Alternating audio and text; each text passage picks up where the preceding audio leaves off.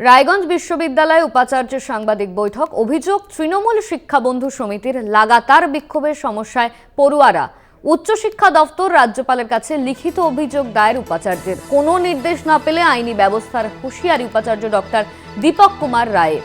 ইতিমধ্যেই উপাচার্য তিনি অভিযোগ করছেন। বিক্রমাদিত্য আমাদের সঙ্গে ফোন লাইনে রয়েছেন, আমাদের প্রতিনিধি। বিক্রমাদিত্য, ঠিক কি অভিযোগ করা হচ্ছে উপাচার্যের তরফে? উপাচার্যের তরফে যে অভিযোগ করা হচ্ছে তা অনেকটা এরকম, পড়ুয়ারা সম্পূর্ণভাবে বঞ্চিত হচ্ছে। লাইব্রেরি ব্যবস্থা এবং অফিসের যে কার্যকলাপ সমস্ত কিন্তু বন্ধ রয়েছে। শিক্ষাবন্ধুরা কোনো রকম কাজ করছে না, তারা কিন্তু বিক্ষোভ করছে এবং কলেজের যে আভ্যন্তরীণ অবস্থা সেটাকে কিন্তু একদম নষ্ট করে রেখেছে, যার ফলে কার্যকলাপ বন্ধ থাকায় তিনি উপাচার্য কিন্তু বিভিন্ন জায়গায় রাজ্যপালের কাছে এবং উচ্চশিক্ষা দপ্তরে কিন্তু কমপ্লেন করেছেন এবং সেখান থেকে যদি কোনো রকম উপর তার কোনো সদরভাব না পান তাহলে তিনি আইনের ব্যবস্থা নেবেন।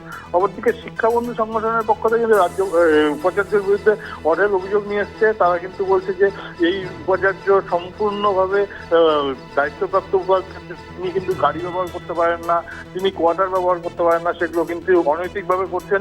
তার বিরুদ্ধেও কিন্তু এই অভিযোগগুলো উঠে এসছে এবং একটি শিক্ষাবন্ধু সংগঠনের যে সেক্রেটারি তপননাথকে কিন্তু সভাপতিকে কিন্তু বরখাস্ত করা হয়েছে এবং সেই বরখাস্ত করাকে কেন্দ্র করেই কিন্তু আজকে এই ঘটনা এবং সে অনৈতিকভাবে তাকে বরখাস্ত করা হয়েছে। এইভাবেই কিন্তু তারা বিক্ষোভ দেখাচ্ছেন।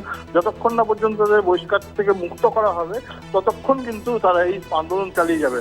অর্থাৎ রায়গঞ্জ বিশ্ববিদ্যালয়ে কিন্তু অচলাবস্থা এখনো জারি রয়েছে। উপাচার্য একা কিন্তু এই ঘটনার সাথে দায়ী বলে তারা কিন্তু দায়ী করছেন। ঘটনা।